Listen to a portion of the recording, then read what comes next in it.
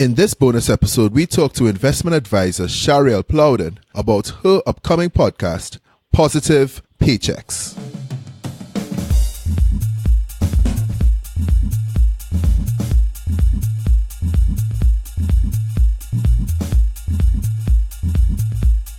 Podcast World. This is Caribbean Power Lunch, where we feature Black-owned businesses. But today we're not talking to a Black-owned business just yet. Today we are talking to a Black idea, and we love to empower Black ideas. Today we have Ms. Charielle Plowden here in the Cabin Studio. Charielle! Hello, Podcast World. I'm so excited to be here today. So we're here tonight. It's after 10 on a Saturday evening, and we're talking about podcasting, right? You want to start your own podcast. Yes. Charielle, why do you want to start your own podcast? Because I love sharing information. I love meeting people and sharing ideas and bouncing ideas off of each other. And people always says, you have a great voice. You should get into radio or TV or something like that. And while that's cool, I was like, I want to do something for my own. I want something where I'm in control. And I said a podcast would be the great way for me to cover all those areas. You know, it's interesting, Charielle. The first time I met you, I remember I was invited to this random GMB finance seminar conference or something. Right? I was like, all right, Lisa, I'll go, whatever. So, you know, me and a partner from work, he doesn't work there anymore, but we went down there and he sat in and I was like, you know, this young girl could really present, like, because at the time I was very uncomfortable with public speaking and everything, and I'm looking at you and you could just see that you're just bubbling over with information and your presentation and everything. You're making jokes and everything. Like, you really own your content. And while you were presenting, I was just wondering, okay, how much preparation did she put in? Like, what was her process like? I was literally in awe. I was watching, I was like, wait a minute, I could learn from this person. You know, so how did you get to that point? Because you were just telling me that you were nervous about doing a podcast, but to me, I can't fathom you being scared or nervous or apprehensive about public speaking. So the funny thing is, when I was throughout my schooling life, primary school and secondary school, call upon Charielle to do anything in front of the class, tears. Until today, my friends still joke about it. But at some point, I went to Germany to study, and we had this class called public speaking. And I was the only Black person in the class. I used to own it. We used to have to every week present on a new topic. And I presented topics from how Black people could own the word. Listen. You did that to the people in the German class? I did that in the people. Everybody jaws dropped, but the teacher, she had a big smile on her face. And one of my colleagues in the cohort, he said, best person to speak about it. You did excellent. He was like, that's, you know, the white elephant, because all of us love rap music. But whenever that word comes up, we have to get silent.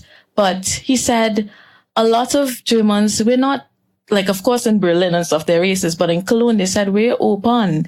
You know, they're not racist in Berlin? No, in Berlin they are. Uh-huh. In Cologne, they're not. That's weird, because Cologne is more like the countryside, right? That's where you see a lot less Black people. Berlin is like the city. That's where all the tourists and everybody will come in. So a funny story about Cologne. So Cologne, Dortmund, Dusseldorf, all those places, back in the days, gays, Blacks, and all the people were sent there to hide from the Nazis. So the people from Cologne and stuff used to hide them there. So in Cologne, you would find mainly gays, and then Blacks, and well, of course, but it's a sprinkling of Blacks. Just come on, it's Germany, right? More right. Dortmund, you'll see a whole heap load from like Ivory Coast and those African continents and Cameroon and right. So, and that's how it happened. You know, in that class, I spoke about sweatshops. I spoke about all those controversial and difficult to discuss topics. I went up there and present, and that is where I started getting the confidence and learning to public speak. And since then, I fell in love. Okay. All right. So we understand where you get this joy for public speaking and this bravery for public speaking and everything, right?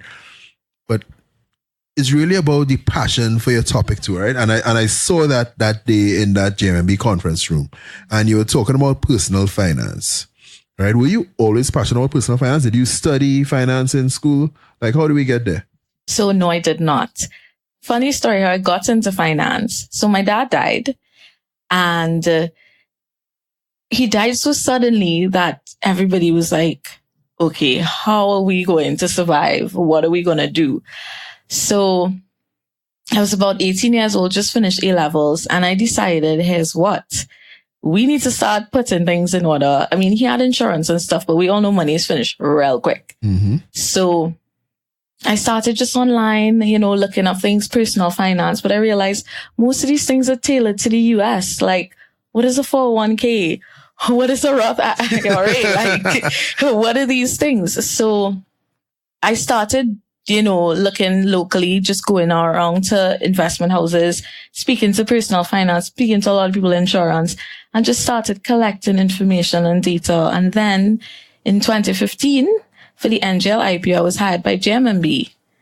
And my CEO at the time, he saw that passion. He saw how blue-eyed and bushy-tailed I was. And he was like, here's what, I'm going to take you under my wing and I'm going to teach you all that I know. And that's how the journey began. And there was no stopping from since then to now. It's literally my life. All the books that I read, all my Google searches, everything is on personal finance and how to build that generational wealth. All right. So, I'm sorry to hear about your dad. So on this journey, would you say your personal finances have improved significantly just by employing the lessons you'd have learned throughout your research? Or are you still trying to fiddle around and find a way? What's happening? Well, personal finance, definitely at each stage in your life, it will change, but it has definitely improved significantly. For my age, like in terms of like my peers, when I tell them how much I have saved and stuff, they tend to look at me like, are you for real? Or when I present in front of audiences, even some people older than me is like, how? Because I actually take care of my 2 siblings financially. They're like, wait, so you taking care of a family, paying bills like everybody else, and still manage to save on stuff? Because I just employ simple rules. One of them is I think selfishly, but I act selflessly.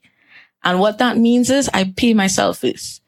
So when that salary comes, I make sure that Charielle Plowden, who worked hard for this money, gets her money first. And then Massey and T and Tech and Was and everybody else could get their money after. But Charielle needs to get her cut, and I do 20%, and I stick to that. But that Charielle you're talking about, you have to be careful, right? That Charielle you're talking about is the future Charielle. That's not Charielle now. That's not Charielle's nails. That's not Charielle's hair. That's not her makeup or whatever, or her travels or anything. That's Charielle 10 years from now, who I'd say, Charielle, I might need that money in 10 years, girl. Mm-hmm. Okay, interesting. And also little Charielles who might come up. Okay. So yes, definitely I've learned delayed gratification. And in terms of, as you said, the hair and the makeup and stuff, I sacrifice 30% for the little lifestyle and then 50% for my essential expenditures. And I stick to that form of budgeting. 50 essential, 30 lifestyle, 20 me. 20 future you. Future me. In that future you, is that savings, is that investments, or is that a combination of both? It's a combination of all. I mean, to me, investing is transforming your savings into wealth. So I figure I'm going to save 30,000 for emergency. Anything in excess of that 30,000, I then transform that into investment. So let's say for a series of 6 months, I save about 60,000, let's just say. That additional 30 that I don't need for my emergency expenses, I would put it in, let's say, stocks. And then next month, if I save an extra 10, I will put it in the credit union. And let's say if I want to do a bond and it's 50,000 to do a bond, I will save up the amount and then I'll put it in a bond. And I stick to that with a lot of discipline. And that's how we do it. Okay, and how do you go about selecting which stocks, which bonds? So they're risky stocks, they're not so risky stocks, they're safe stocks, they're government bonds. So how do you decide how I'm going to allocate this, say 10%, because the other 10% going to emergency, right? This 10% that you have to play with. How do you allocate that? How do you decide how to allocate that? Right. So I do a lot of research. That's one. Luckily, because I work in an investment firm, we put out research. So I would see their recommendations, see if it fits into my risk profile, because that's important. So I'm young, so I'm a little aggressive. I also look at things where dividends, because of course, you need to supplement the income. So I look at high paying dividends sometimes. I look at the management of the company because that is so important. I need to make sure that the current board of directors are people that are trustworthy. So I do a lot of research on them. If possible, I could meet with them. Trinidad's a small place. I rub shoulders with a few of them before, ask them specific questions. If I don't like that answer, I don't care what your book's saying. I can't trust that, you're going to seek the company's best interest. Because one scandal, Trinidad is not so susceptible to news and scandals and stuff, but we could reach there at a point. And then too, of course, you want to be a conscious investor. So yeah, that's how I go about choosing my stocks. It requires a lot of research. It's not an overnight decision. And of course, I look at time horizon. So I look, okay, companies like First Citizens Bank, I know for sure with their history and stuff, they're going to be here for another 25 years. So I look at the long term. Yeah, and you made a very important point. You have to look for managers who will be great stewards of your capital as investors, right? You don't want managers who just who's shaky or who's short-termist, just looking after their own self-interest and whatnot. Okay, that's very important. Okay, so yesterday was TEDx Port of Spain 2019. Yes, right? It was. The theme was opportunity. And I understand this was your first TEDx experience? It was my first TEDx experience and it was fantastic. It blew my mind. Okay, so why you never went to TEDx before and what made you decide to go this year? So funny story. Last year, I got my company, I asked them to donate to TEDx in the form of buying tickets for team members to attend. And up to this day, I don't know if they did, if they followed through, because I said, when I want to get one. Not sure what happened. I think they did and I think they attended, but unfortunately I didn't and I couldn't get the time off to go. And I did not know they existed. It was your podcast that really introduced me. So I loved the interview with Keita Deming. I saw the videos, but I thought it was like a one-off because I saw Gillian Lucky's TED Talk. So I thought it was a one-off. Didn't realize it was reoccurring. So I was like, wait, nah. And then missed that opportunity. And I said, you know what? I ain't missing this thing again. So your girl locked in and secured her personal day. And she went to her TEDx. And I'm so happy that I did. Okay, so what talks did you like? What inspired you? Because I sat on behind you in the TEDx and I just saw you writing notes feverishly when everybody was talking. I'm like, wait, some of these are kind of boring. What is she writing? So like, what was it for you? Listen to me. My friends today, they asked me how it went. And I sent them about 10 voice notes, each 3 to 5 minutes long about each talk. Because everyone resonated with me in one way, form or fashion. So Gregory Aboud, his own was really good. Well, let's stop on Gregory Aboud for a second. Okay, so Gregory Aboud came and spoke about the elite in Trinidad and Tobago, right? And he's a member of, yes. Right? But he said he's holding his elite peers accountable for, I guess, was the unequal distribution of income in the country and the vast disparities in which the elite live and how they live in their quality of life, and the people are the lower echelons of the income class, right? Mm-hmm. There's an argument to be made, and there's one person, a friend of mine, actually, you saw me post Gregory Aboud's a quotable from him in my story, and he said, hey, but it's almost kind of hypocritical, like, where is he coming from? Where does he get off? So what was your take on Gregory Aboud's talk yesterday? So my main takeaway from it, because of course my sister as well said, as you're saying, he's a part of the 1%. What is he doing, to help the society? But my main takeaway from it was his talk about the Constitution and rewriting the Constitution, because I've always agreed with that. When laws are being passed in Trinidad, it's always the majority, which is the ruling party, and our 11 independent senators not really making much of a great impact.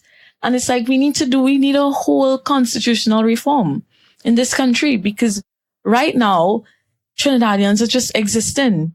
We are not living. We're just existing. And I think our politicians need to realize that and have some sort of constitutional reform. Okay, Gregory also spoke about us taking our own action, right? And I saw you took some action yesterday, right? So you're at your first TEDx. They made an announcement saying, hey, if anybody wants to come and talk for a minute, put your name in a basket and you'll talk after lunch. After lunch, I'm looking around and say, well, no, I see Charielle's sister, I see her brother. Where's Charielle? Charielle is one of the 5 who's about to talk. Tell us about that. Listen to me. When my name called, it was the second name to call. And my little brother, he believes he spoke it into existence because he was like, just before she called my name, he was like, Charielle Plowden. And then we heard Charielle Plowden. And I was like, wow, dream come true. I mean, my dopamine levels were out of this world. I went there. I was so excited. I almost fell down the stairs. Like, it was just a dream come true. Okay. And when I went over there, I was like, okay, wait, so what are we going to talk about? You know? But I was like, Charielle, you have out the wheel of content. I mean, I've been producing content. As I said, these are topics that I've well researched. So I just went into my Google Docs and I had so many topics I could have talked about. So I just met my sister. I was like, which one do you like between 2? And she said which one she liked. And I went with the opposite of that. So why did you go with the opposite? Because the first one talked about mental health and what organizations are not doing to help their workers deal with mental health. And that was a topic 2 other persons before me spoke about. And the other one was personal finance, which nobody touched on. I mean, Suzanne Francois talked about a cashless society, but that's not really personal finance. That's not personal finance, no. You know? That's fintech. Exactly. So I was like, and this is something that you know. This is something that you well research. Do what you know. You know, stick to what you know. Yes, I do know a lot about mental health and stuff because I did psychology at university. I did marketing, but personal finance is where the passion is. And well, you tell us, how did I do? This is not a Ponzi scheme. It's the law of 72, which allows you to invest any amount of money and double it in 7.2 years at a rate of 10%. Now, I know what you're all are thinking. Which bank in Trinidad and Tobago or financial institution offers 10% return? Well, our local stock market offers 12% year-on-year growth for your investment. So, for a change, wouldn't it be nice for your money to work for you instead of you working for it? So you spoke about the power of 72. You double your money in 7.2 years and essentially earning 10% per annum on your investment. Yes. And you said that our local stock market can actually give you 12% return. Year on year. Year on year. How? Okay, so that's looking at the entire market as a whole. So that's not one particular stock. Although they have some outlier stocks on our stock market that could well give you those types of returns, but it's not sustainable. So you won't get it. Like NGL, since 2015 up until earlier this year, it was at 55%, which is very high. But then we saw it kind of pull back on us and it's now at 25, but that's a buying opportunity. But again, some people would look at that as a loss, but you don't really lose until you sell. So that 12% is a combination of the entire market. So if somebody were to dip a little bit in each source, they will realize that 12%. But when you meet with a personal advisor, we will be able to tell you how you can do this thing and realize a 10% without having to dip in all these sources. Interesting, because so I've listened to a few personal finance podcasts based in the United States, you know, Roth and IRA and these guys, IRA, whoever, right? And a lot of the common advice is, hey, invest in the index, invest in the S&P 500 and go about your business. You're essentially saying the same thing, right? Yes. So you earn 12% by investing in the local stock market. So you invest in the TT Comp index or whoever, we could just go to bed at night and just, okay, cool. And yeah. Be winning. Yes, You're exactly. more than the 0.4% that the bank paying us. It's 0.4 now? I thought it was 0.1. 0.42 or whatever it is. Or the 1.25 that somebody mutual fund places will pay us. Am I going to release this? Anyway. All right. So, okay. you want to start your podcast, and you said you have 3 seasons worth of content already planned out. Yes. So how long have you been planning this out? I've been planning this, if I'm being very honest with you, since the day I've met you, because you introduced me to your podcast, and I've listened to it from that day one, and I enjoyed it. And I was like, Charielle, but this is exactly the solution to your problem. You know, you can do this. Look, somebody is close to you, tried and tested, and they're doing it. So from then, I did some more research into it. I started planning topics, and I've been planning and planning and planning, speaking to people, just as you said you did. And here we are with 3 seasons, with 12 episodes per season. Some have a little more. I feel like season 3, I went ham, and I got up to like 20 episodes. Mm-hmm. But of course, you know, these things could be chopped down, and maybe a season 4. Okay, this is really interesting. And I respect that you came across here after 10 on a Saturday night just to talk about podcasts and just to, you know, figure out how to get your podcast off the ground. I really respect that. You know, I did something similar on a Sunday evening when I wanted to start off Caribbean Power Lunch. I went down to my cousin in Couva. I think that was the last time I went to Couva. Yeah, it was about 35 minutes away maybe. And I spent a few hours there, and he was showing me how to use the editing software and everything. And, you know, he's walking me through it. And it's like, all right, nice. You know, he loaned me a microphone to use and came back, and all right, let me get started with this. So I respect that. Press play? Well, press record. But tell me about your season arc. So you have 3 seasons. So what, I mean, I know you'll have an overarching topic for a season, and you'll have like little subsections, almost like we talk about as chapters in a book. Yes. You know, and I expect that you'll write a book at some point in time later on. I want to. You will. All right. So tell me, what is season 1 going to be like? What are we talking about? So season 1 will be an introduction. So people, because of course I'm giving you financial information. You have to be able to trust me. So you have to know me. You have to get to know the person that is advising you. How did we start? So I'm going to introduce with my dad, you know, I'm going to get really raw and let the world know. I love it. Let the world know how this happened. How was I able to go away and study and do all these things with my father just dying, everything. So I'm going to really lay down the cards. Then I'm going to go into the strict budgeting rules that I have for myself. Then I'm going to go into the different places that I house my money and the different funds that I have. So emergency, future Charielle, as we like to call it. If I have a child, when I get married, my wedding fund, literally, I have it all mapped out. I have each buckets. I call them my little buckets, and I dip in each bucket every month or every other month or however I could afford. Then for season 2, because that covers season 1, for season 2, we're going to really delve into the personal finance. So I think that insurance is a very big and important thing. Even before you start dabbling in the stock market and thing, you really need to make sure that if anything happens to you, your family is covered. If you ever get sick or critically ill, your money is sure, because those things are real. People might say, you know, one last story. I had this client, this nice young couple that walked into my office one day. They have land to build a house. They want to build this house cash with a combined salary of $22,000. No mortgage, right? They have about, I think, $100,000 saved. They have 2 kids, a 2-year-old and a newborn, and they have credit cards amounting to like $17,000. They like to vacation at least once for the year, and they have no intentions of cutting down their lifestyle to build this house.